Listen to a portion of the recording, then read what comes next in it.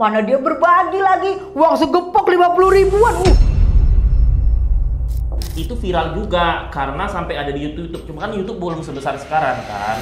Lawannya Sela ini pengen dia itu sampai di pengadilan, sampai di penjara lawan. Si Sela Kalau gue gampar tuh ya. Itu viral juga karena di videoin warga kan pada ngumpul di situ. Gue curiga dengan atas laporan salah seorang dokter juga. Karena kalau misalnya sampai wartawan pada datang itu pasti berkaitan dengan sesama orang yang punya netizen, nggak mungkin kasus-kasus kecil. Oh, main mulut aja. Pemerintah sudah menggagaskan kalau cuman pasal-pasal ringan dan pasal-pasal karet sebaiknya didamaikan oleh pihak kepolisian. Kenapa? Karena APBN meledak. Katanya hampir 400 jutaan. Di laporan polisi kasusnya hilang aja begitu, mungkin Apa gitu itu murah sih 30 juta. itu ada itu musuhnya. Itu bilang katanya utang.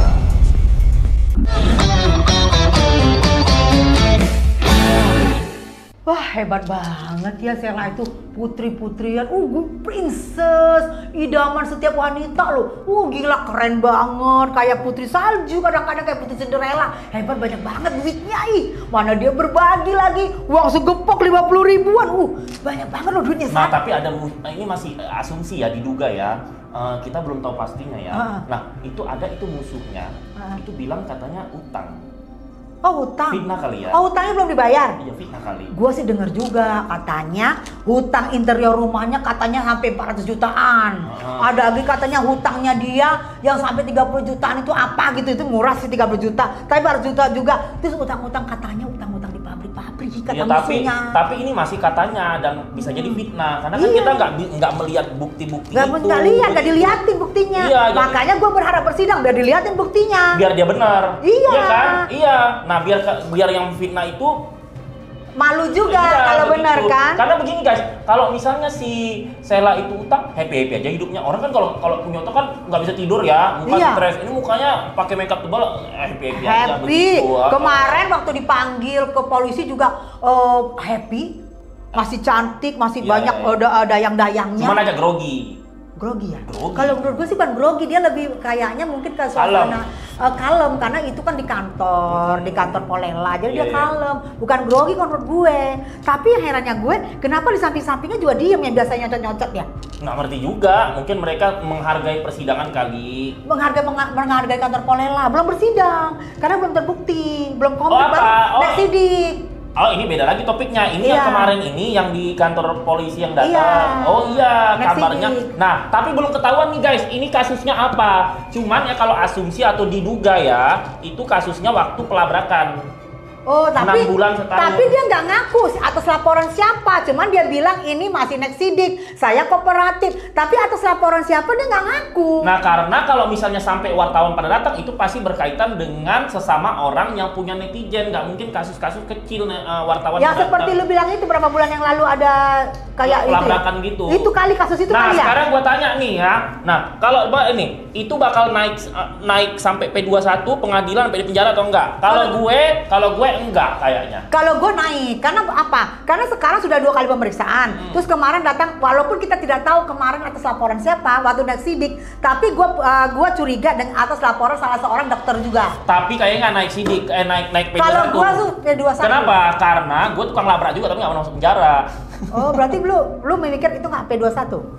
Kan waktu kita dulu masih berantem belum damai kan gue labrak kalian laporin gue nggak jalan. Iya, karena lu orang mafia song. Tapi menurut gue sih P21 karena ini udah bertahap, udah panggilan kedua, 2 kali panggilan katanya menurut dia nih 2 kali panggilan terus sekarang naik sidik. Gue rasa ini kasus yang sama dengan pengadilan 2 kemarin, sekarang naik sidik ini kasus yang sama dan ini menuju nanti ujungnya menuju P21 atau menuju TSK. Karena biasanya gini guys, jadi gini, pemerintah sudah menggagaskan kalau cuman pasal-pasal ringan dan pasal-pasal karet sebaiknya didamaikan oleh pihak kepolisian. Kenapa? Karena APBN meledak untuk memberi makan rerek jelita di kantor jabatan di dalam penjara. Nah, jadi memang waktu Jokowi mimpin itu dia memang ada statement di TV One saya lihat kalau cuman pasal-pasal ringan itu tidak usah penjara tapi didamaikan. Nah, ini kan memang ada persekusi.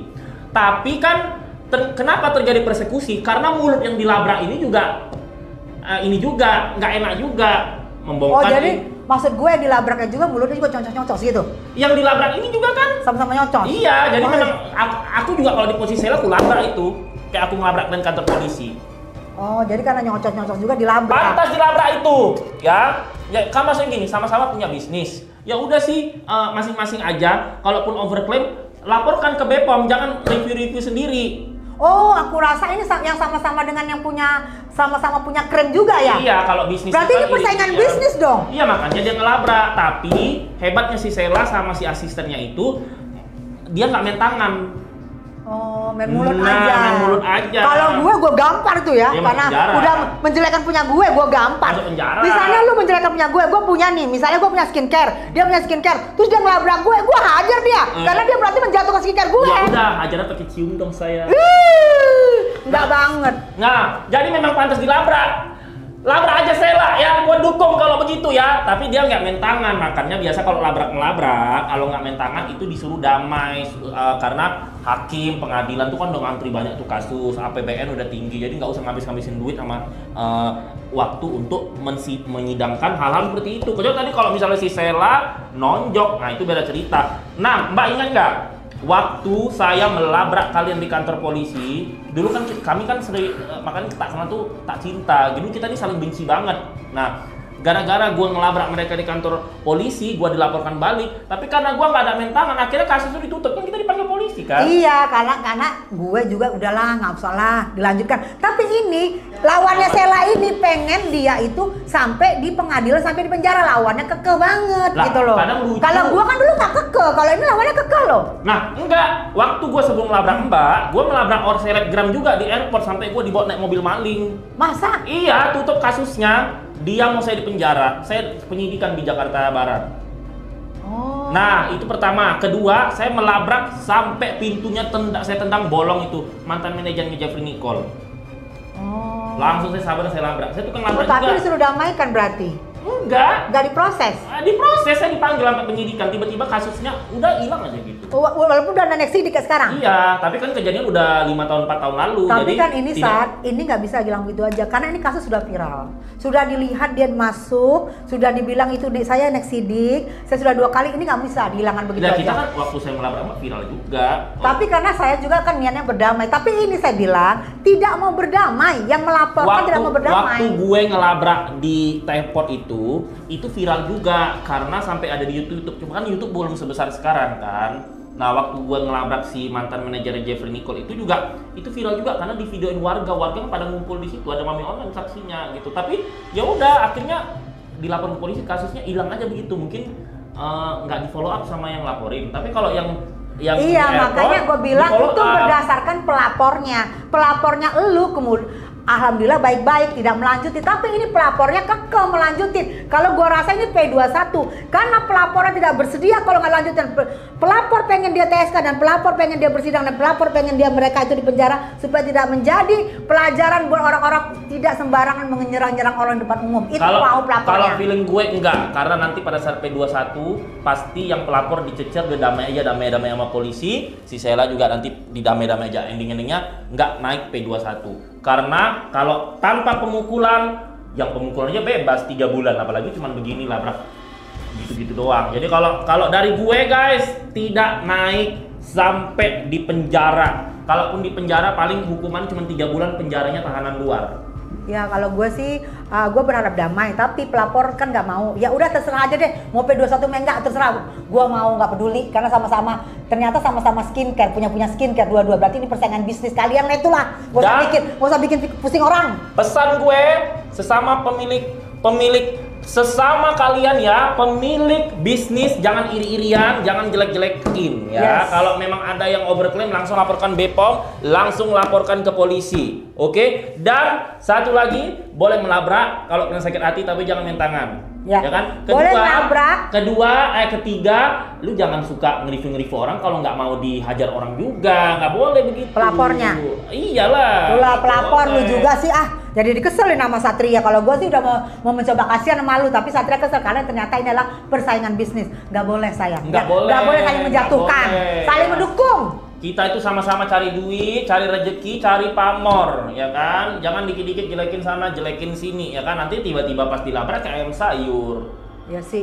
Tapi menurut gue sih bagus juga untuk memberi pelajaran bahwa apapun persekusi di depan umum itu nggak dibenarkan. Ya, itu menjadi pelajaran buat orang-orang yang mau mencoba persekusi seperti dia, hobi persekusi. Iya, tapi kalau saya persekusilah seseorang yang jahat dengan dirimu begitu. Jadi kalau tapi masih diduga nih apakah kasus si Sheila ini beneran itu atau enggak, karena kan yang viral kan cuma yang itu. Betul. Yang netizen tahu yang dilaporkan ke polisi kan cuma itu. Iya, Sheila tuh nggak ngakuin pelaporan siapa, tapi pelapor ngakuin itu pelaporan dia gitu. Jadi udahlah, kita mas terserah aja lah. Diduga mau di penjara apa nggak penjara, mau diduga mau itu lanjut apa nggak, terserah kalian.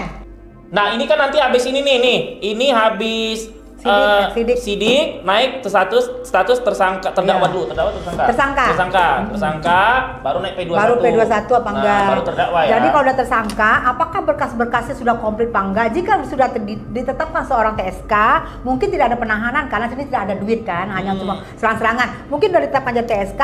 Nah, lihat dulu nih berkasnya komplit apa enggak? Jika komplit berarti P21. Nah, jika P21 baru bersidang. Iya. Gitu. Nah, proses ke P21 susah. Betul, harus komplit. Iya, proses ke P21 itu susah, apalagi cuma pasal karet, guys. Pencemaran baik aja ya. Kalau kemarin tidak ada terkait kasus pemerasan dan TPP, itu susah itu naiknya. Susah ya. Susah, tapi karena ada unsurnya makanya naik. Mbak, tapi kan kemarin tuh atau diwawancara, enggak biasa kan kalau ngelihat si Sheila di media sosial kan Putri Princess vokal improve ya kan. Ini aku lagi di Al-Ula, wow, mewah aku lagi di Eropa, halo Rere Jelita ya kan nih kan. Terus nah, tapi kemarin itu kenapa pas di kantor polisi itu kayak ayam sayur, kenapa itu ya? Nah, gosipnya nih katanya udah TSK. Udah dirilis di media. Makanya yang samping-sampingnya juga pada diem. Biasanya kan ngebacot. Ini kok pada diem semua? Katanya sih udah TSK, tapi gue nggak ngerti kan gue nggak ada di situ. Iya guys, tapi itu kita lihatnya di TikTok ya. Iya. Tapi belum pokoknya gosip-gosipnya, mau itu di TikTok, mau di Instagram, mau itu di YouTube, mau di Facebook, gosip-gosipnya katanya sudah TSK. Nah, gosip-gosipnya lagi, aku sudah ngeliat, aku sambung-sambungkan ini. Kenapa? Itu dayang-dayangnya nggak berkoar-koar, kan biasanya dayang-dayangnya koar-koar. Apa karena nggak berkoar-koar, apakah udah TSK dua-duanya? Yang bener kata gosip itu, aku juga nggak tahu. Ya mau tersangka atau nggak lihat nantilah ya, belum ada press release dari Belum press ada. conference. Tapi ya pesan gue yang lapor juga, lu kan ditarik juga, Mbak. 4 kemarin ditarik ya. Oh, aku dimarahin loh kalau gara ngomong kayak gitu. Ya kan yang fakta, salahin medianya lah. Aku juga fakta waktu itu karena Iya. aku keluar. Dengar ya kalian semua ya. Aku udah bilang, adalah si babu ini, ada si babu marah-marah begini. Intinya kalau orang udah viral, udah punya netizen, jangan pernah menolak untuk dibahas siapapun. Kalau nggak, kau nggak usah terkenal, ya. Dirimu nggak usah eksis. Diam aja di kampung, dalam kamar. Lu tahu nggak? Aku ngomongin kayak gitu kan dibuktikan sama wartawan. Ini loh, Mbak Tessa udah turun 4. Aku cuma ngebahas gitu. Dia ngebahas gue. Nggak peduli. Dia ini gue. Gue kan keluar tuh di sosmed. Langsung gue di tag. Kenapa lu Tessa Marissa begini, balas-balasan kita di situ. Nggak peduli, pokoknya media yang merilis, bukan mulut kita. Media yang merilis ada 4 yang ditarik oleh Bepom, ya. Jadi jangan pernah marah-marah kalian. Marah-marah mau ngapain pula kalian? Mau tinju? Tuh dengerin sampai gue bosen lu. Bukan gue takut, bosen. Nggak ada yang takut sama kalian, oke? Oke guys, kita masih menunggu apakah beneran si Sheila itu tersangka atau tidak. Kita masih menunggu press release dari pihak kepolisian. Dan kita juga menunggu apakah benar si Sheila TSK dari pelapornya itu. Kita juga menunggu rilis dari kepolisian. Apa dari kasus yang lain.